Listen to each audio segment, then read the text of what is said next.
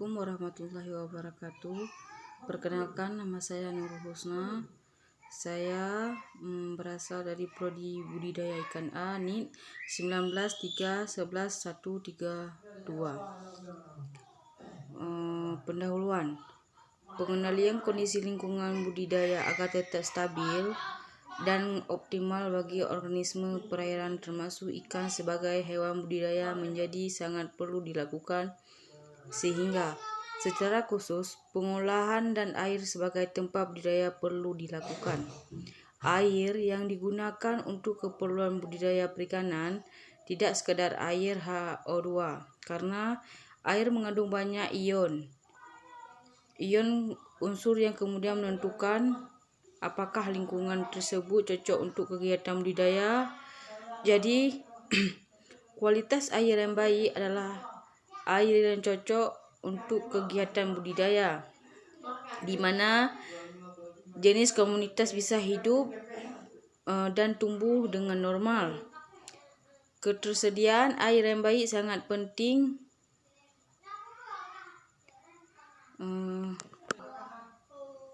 di dalam budidaya perikanan. Air yang bagus memiliki karakteristik lingkungan spesifik untuk mikroorganisme yang dibudidayakan.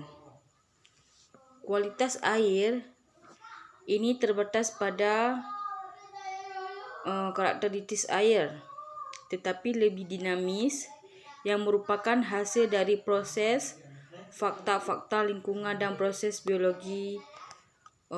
Oleh karena itu, untuk menghasilkan kualitas air yang baik, maka perlu ada kegiatan monitoring yang rutin. Kemudian kebutuhan kualitas air tetap spesial berbeda bahkan dalam setiap tahap merupakan dalam satu siklus hidup, dalam satu spesies, hingga kondisi air media harus diuji terlebih dahulu sebelum membuat keputusan dan mengambil tindakan selanjutnya. Oleh karena itu, setiap pembudidaya harus memahami hal-hal yang penting yang perlu mendapat perhatian karena akan dan sedang melakukan budidaya. Permintaan produk perikanan untuk memenuhi gizi manusia semakin meningkat, sementara tindakan kesediaan potensi sumber daya ikan diprediksi terus berkurang dengan peningkatan.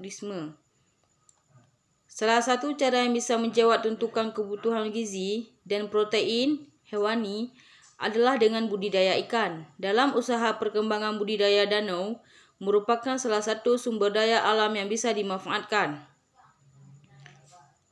Danau adalah wilayah yang digenangi badan air sepanjang tahun yang terbentuk secara alami karena gerakan kulit bumi sehingga bentuk dan ukurannya bervariasi. Danau saat ini bisa digunakan sebagai tempat rekreasi, sumber pembangkitan tenaga listrik PLN, sumber utama pengairan bagi usaha perikanan dan juga sebagai tempat budidaya ikan.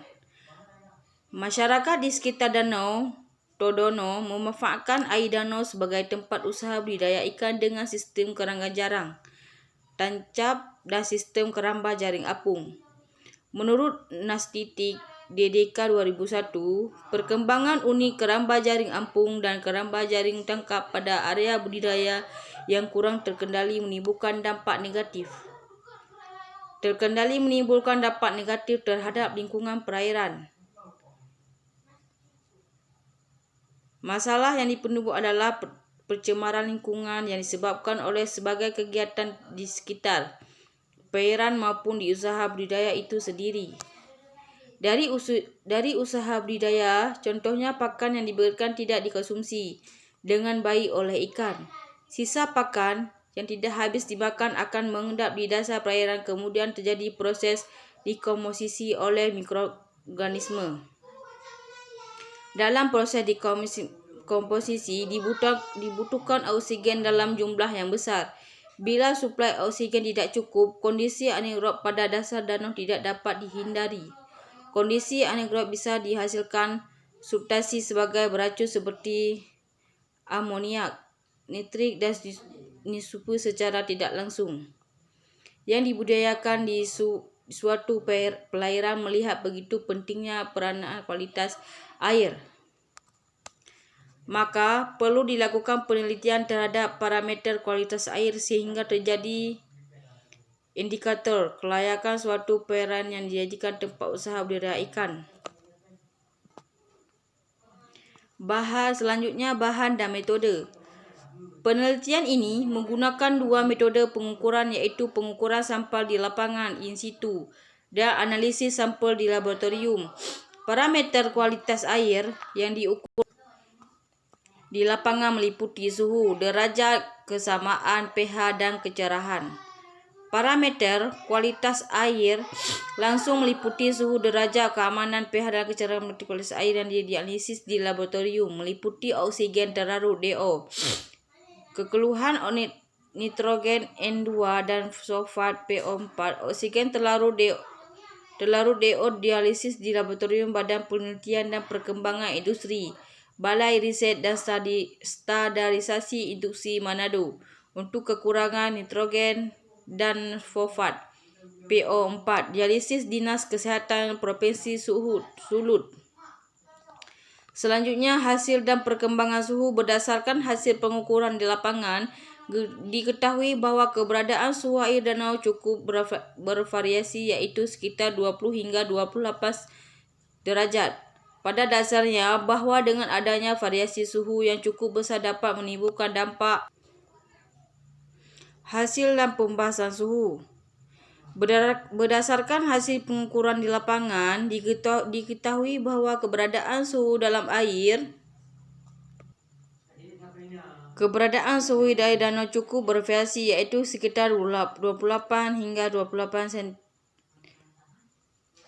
Pada dasarnya, bahwa dengan adanya variasi suhu yang cukup besar dapat memberikan dampak atau pengaruh yang cukup besar pula terhadap berbagai aktivitas metabolisme dan organisme yang mendiami suatu perairan. Menurut Boy dalam Karu 2000, bahwa variasi suhu dipengaruhi oleh beberapa faktor, yaitu antara lain tingkat intensitas cahaya yang tiba di permukaan perairan, keadaan cuaca awal dan proses pengadukan. Hasil pengukuran dan pada stasiun pengamatan 1 dan 2 dan sampai 3 dapat ditampilkan dalam bentuk histogram seperti yang tampak pada gambar 1. Selanjutnya, perhatikan nilai kecerahan dari hasil pengamatan di desa pengolahan untuk 3 stasiun pengamatan yang berbeda. Diperoleh nilai terendah sekitar 1-5 cm sampai meter dan terjawab sekitar 4 meter. Pada umumnya diketahui nilai kecerahan pada pagi hari dan siang hari dikombinasi sekitar 2 m, walaupun dijumpai pula sekitar 4 meter. Untuk malam hari, nilai kecerahan dominan diperoleh sekitar 1-5 meter. Perbedaan nilai yang cukup signifikan antara pagi atau siang hari malam hari sangat ditentukan oleh intensitas cahaya matahari yang menembus pada suatu perairan. Menurut Kordi dan Tancun 2005, kecerahan adalah sebagian cahaya yang diteruskan ke dalam air dan dinyatakan dengan persen dari beberapa panjang gelombang dalam struktur yang terlibat cahaya melalui lapisan sekitar 1 lurus pada permukaan air. Kemampuan cahaya matahari yang bertembus sampai ke dasar perairan dipengaruhi oleh kekeruhan suatu perairan. Dengan mengetahui nilai kecerahan suatu perairan, berarti dapat mengetahui pula sampai di mana masih ada kemungkinan terjadi proses asimilasi dalam perairan. Berkaitan dengan keadaan nilai kecerahan yang diamati, dapat dikatakan bahwa memiliki nilai kecerahan yang agak tinggi. Tingginya nilai kecerahan karena pada di atas nilai kecerahan 25 cm. Menurut Kondi dan Tancung 2005, Semua pelakan jadi berbahaya kalau nilai kecerahan suatu peran kurang dari 25 cm. Kedalaman peringatan Skorsky kecerahan yang lebih bagi usaha budidaya ikan dan biota